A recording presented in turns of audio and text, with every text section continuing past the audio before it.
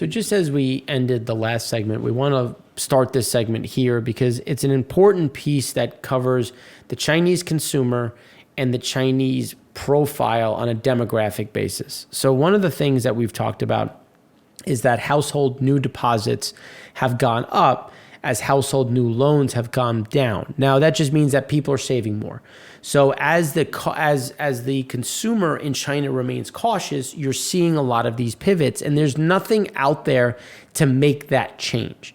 You know, when you look at the uncertainty, because as China tries to reverse their zero COVID policy, you're going to get a massive spike in infections. That's just the nature of the game. It is what it is. But as that happens, are people going to panic? Is the CCP going to panic? Is that going to change the process? And let's be fair, speaking from personal, as everybody can, from personal COVID experience, when you saw cases spiking, did you actively go out, or did you say, nah, not this week, I'm going to let this pass? So you don't need the government to tell you to do something. You're going to have people that are going to naturally do it. You know, when we saw things spiking, did we still go to the store? Yes. Did we go out to dinner? Maybe not. You know, maybe we gave it a week or two, you know, maybe a month. And those are things that impact that spending pattern. The new loan side, if you look from 2010, new loans for the consumer have been going up. So they're already levered. The question is, can they be levered again? And as we're seeing, given the fall in asset prices, the answer is no. Then when we look going forward, there is a huge issue in terms of where things are in general on the labor side. As we've been saying, the demographics are not supportive of Chinese growth over the long term because of the one-child policy, because of the lack of immigration. You have an aging workforce, an aging populace, and you don't have the people to pick up the torch, which is going to drive down production, which is going to drive down and be a headwind to GDP growth, which is going to be a much bigger issue as we go forward. As you can see, that flip into an actual detraction from GDP growth. Now, one of the things that we've talked about previously, and we'll bring it up again, November credit growth slowed further. So there's no evidence of more relaxed policies on the property market as mortgages weaken further. There's no evidence of it, but there's policy for it, and there's available debt for it. This is just showing you there's no demand. The supply is not the issue. It's there's nobody who wants it. Everybody is already levered, already exposed. And you're like, well, I'm not taking any more exposure because what is my asset price? My balance sheet can't handle it already. So why am I going to go out and borrow more? Total social financing, non-banking, total fixed income flow, fixed investment loans. All of them are deteriorating. Credit impulse remains little impacted, navigating slightly below its neutral level, yet sending a better signal than manufacturing surveys. So for those that have been following us and hearing us talk about this, our view is that they were going to try to keep credit impulses flat. They don't want them to go up. They don't want them to go down. If anything, they'd prefer it to be slightly down because they are still trying to pull liquidity from the market. And you might say, it's like, well, that's not what they're showing us. It's like, no. They're doing things that they're supposed to do based on what the CCP is telling them, but they're not able to do it, and they're not trying all that hard to do it because there's a lot of liquidity, there's a lot of debt, there's a lot of leverage, and they're still trying to pull this out without creating a bigger crisis than one that already exists. So then when you look at Chinese activity indicators for November came in much weaker than expected on COVID-linked restrictions and protests. Too early for easing property measures to have an impact. Floor space starts remained at 13-year lows, and residential demand is back to news cycle lows. And now, we'll show this again, and as we showed last week, even during a reopening, things didn't get much better. And when you look through 2022 and 2021, there were periods where even when things were open, you just kind of went sideways. And then you closed and things dropped, and then you went sideways, and then you dropped again. There isn't any impetus to do this. And as we showed in last week's show, the empty homes, empty buildings have only increased since 2006. So how much floor space can you sell? How much floor space are you going to continue to start when we're at the highest level we've ever been at since 2008? So to see floor spaces starts at 2009 lows, well, we've just come full circle. And it's unlikely to see any meaningful change in the near term. Now, one of the good quotes from Trivium that I just wanted to highlight, and I think they do a good job of just covering where things are.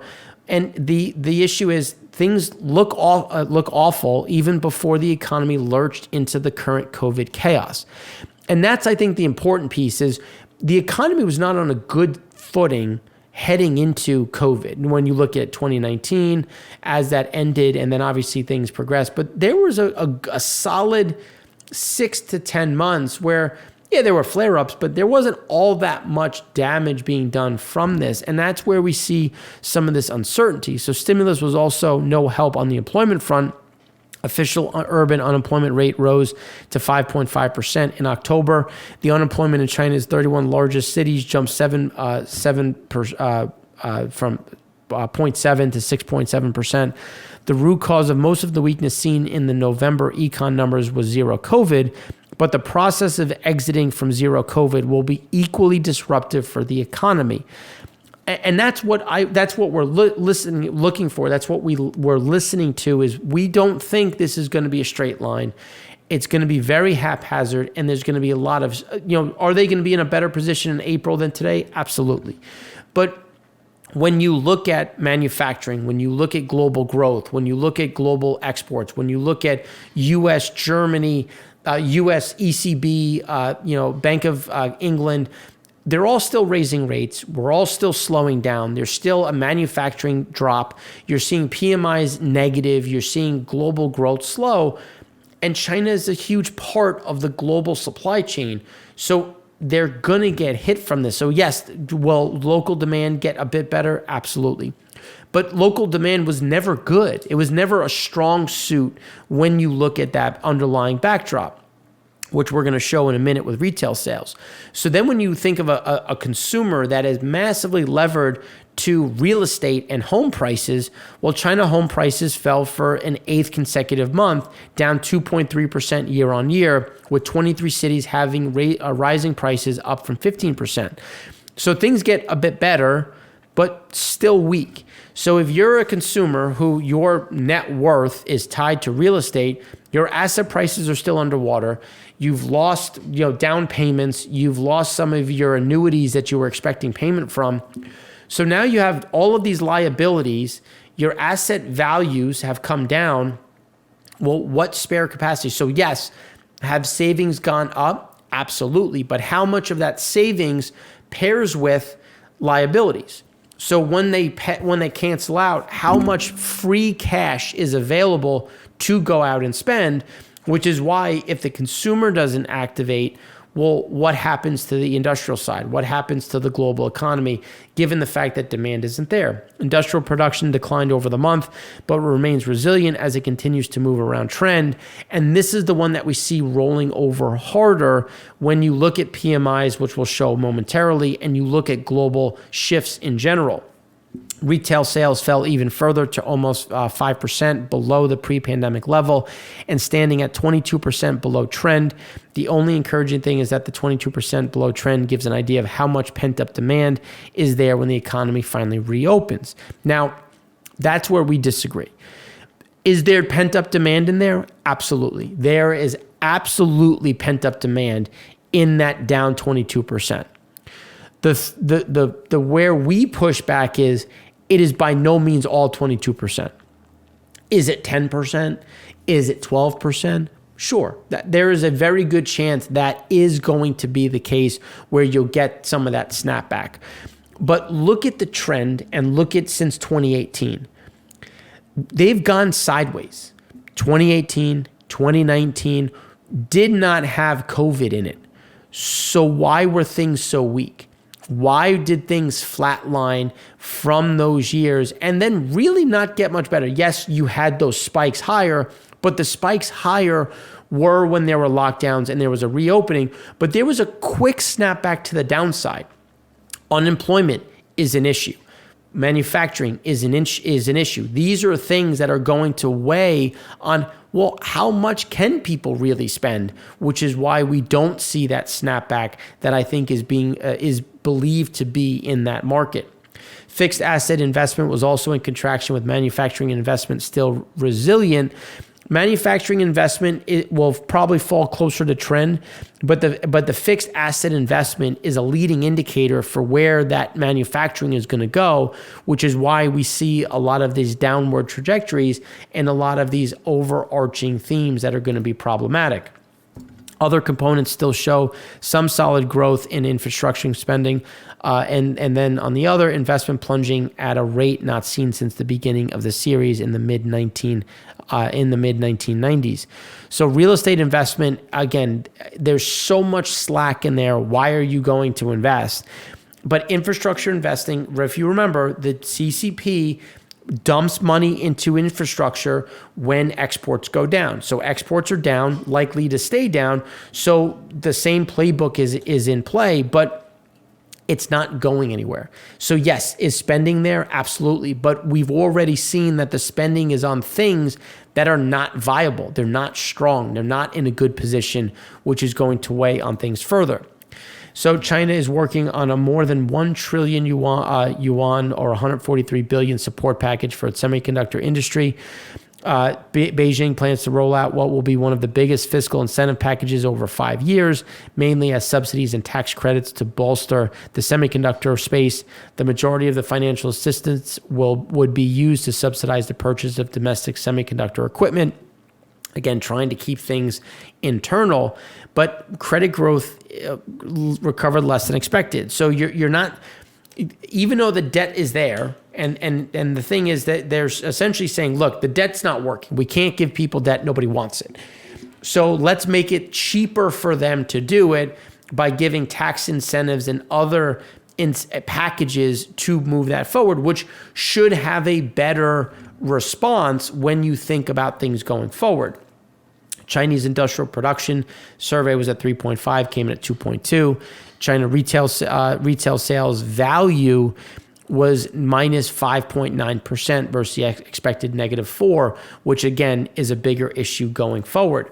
And then when you look at value sales throughout the year, you can see how it's accelerated to the downside, but it's still okay when you look back through those key months. It's just the trend is slowing. Retail sales overall, goods online still fairly strong.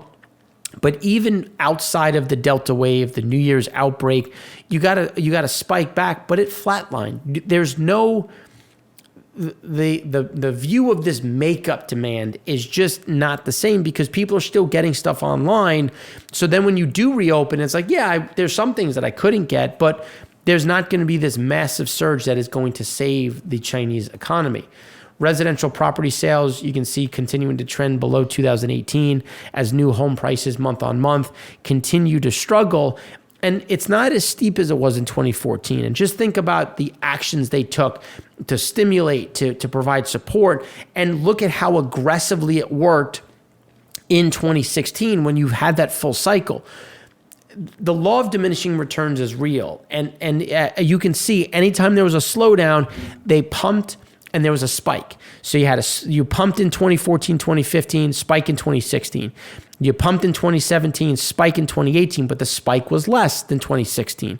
2019, you pumped as much as you could. There was a spike, but it fell flat. And then they tried it again, and it fell flat again. And now you're seeing the law of diminishing returns continue to weigh on where that growth is going to go. Monthly new loans continue to disappoint, well below average. Households are cautious about taking on that debt. So again, new loans, nobody wants them. Households don't want them, corporations don't want them, and that's going to be the struggle. When you look at the PBOC is pushing on that string. The contribution to total social financing growth, those medium to long term bonds just aren't there. And that's when you continue to see this push, which is why credit growth is rolling over. And you've seen it. You've seen the spike and fade. And now they're unable to incentivize that. And the PBOC is looking at this saying, this is the time to take some of this liquidity out. We've stimulated too much. Some of this has to be readjusted. And I think that's going to be an important piece as we go through into next year. China aggregate financing, again, dropping down, expected to be at 2.1 trillion, came in at 1.99. And you can just see that, again, the spikes are supposed to be smaller, but they're just falling flat against previous. And there's no way to drive that demand, because even if rates go down, so many people are levered, so many companies are levered, and most countries and companies, foreign companies, don't want to invest in China because they're already there. Now it's a matter of, well, I'm already there, but I'm there in too big of a size. I have too much leverage to China. I have too much reliance on China. I need to diversify. And that's going to be a bigger issue for China on the labor front, on the fixed investment front, and again, on underlying employment. China's CPI came in at expectations, with food reversing but still remaining elevated. So again, this is targeting what they're trying. China core CPI, again, still stuck at that 0.6. PPI negative, not as negative as it was expected. And we do see some of those prices going up just based on the increase in PPIs that other countries have announced in November into December. But again, they're still going to be in more of a deflationary backdrop than anyone else. China's widening M1, M2 growth gap shows precautionary savings. And that's, again, we don't see that unlocking, the same way other people do in the market. Now, when we turn to Chinese exports, you can see that things have falling flat. And the reason why that's concerning is because there's normally a surge in October, November, December, and we're not getting it. If anything, it's actually going counter-seasonal, and it's slowing faster, which is a problem when you look at exports, because we don't see it turning around in January or February or March because of the global slowdown, because of the global issues we've talked about in previous segments, as well as these episodes of segment 1 through 4. Higher unemployment depresses rural-urban migration. Again, that's another issue. When you look at the movement of people throughout the area, you're just not getting those kind of adjustments. Housing weakens, China mortgage proxy extends decline. So when you look at the proxies, long-term, short-term, they're all moving negative. They're not, the trend has flatlined, but it has not turned positive. If anything, as we've been saying, it's just going to be more of a sideways move. Now, when you look at other areas in Asia, Japan PPI survey was for 8.8, came at 9.3. Business conditions expected at 6, came in at 7. But PPI, that's exported. So when you think about how that, like as we've been talking about, we're going to import some of this inflation. So that's going to be a tailwind, as we've talked about, leading more to U.S.'s stagflation. And realistically, Japan is a massive entity in the supply chain world. So though that PPI level gets passed through, and that creates a tailwind for multiple places, especially because they're a pass-through for intermediate goods, raw materials, as well as finished goods, which is going to increase that pricing pressure around the world as well. Now, Japan outlook, large manufacturing came in right in line. Household appetite for credit is rising too, which is a nice little positive when you're looking at how people are viewing. So that is a nice positive following some of the underlying issues we've seen. BOJ's inflation and growth upgrades indicative of things to come. So core CPI, they're taking things higher through 2024, but they're also taking GDP growth up, which we do not think is likely. Japanese economic watchers survey expectations expected at 46.8, came in at 45.1. So people do think expectations are going to get worse, which runs counter to some of the GDP expectations that we've seen. India CPI surprised to the downside, expected to be at 6.4, came in at 5.9. That's a positive. Now, the negative spin on that is it's driven by slowing demand, which is a good thing in terms of CPI coming down, but a bad thing because we're seeing a slowdown on industrial production. You can see that we're back to 2020 levels. We had a counter-seasonal move down, but an earlier move up. So the question is going to be what comes next. And based on all of the leading indicators we've talked about, we don't see industrial production getting better through year end in India, if not slightly worse, which should keep CPI depressed. But even though it's depressed, you could think, oh, well, it's a good thing for the country. It's a good thing for the RBI. But it's on the back of a slowing economy, both internally and externally, which will be a bigger issue, which is why out of all of the countries out there, we're the most cautious on India because they have the most to fall given where they are in the emerging market cycle. Now, following that through in Japan, trade balance continues to be worse. Taiwan exports getting worse where they normally get better this time of year. Again, all indicative key bellwethers for where growth is, and we just don't see that growth coming through. And then the South Korean bank lending to households has worsened exponentially, which again is another key point for internal demand and local demand, which is why ASEAN nations, India, South Korea, Japan, we are very concerned about that because that's the last bastion of growth, of expansion in the global economy, and we see that dropping down here, which is where we are concerned. So that's what we have for you today. This is, if you have any questions, please feel free to reach out to us in the comment section, by email, on Twitter, and thanks for watching. I'm Mark Rossano, founder and CEO of C6 Capital Holdings, coming to you from Primary Vision Network.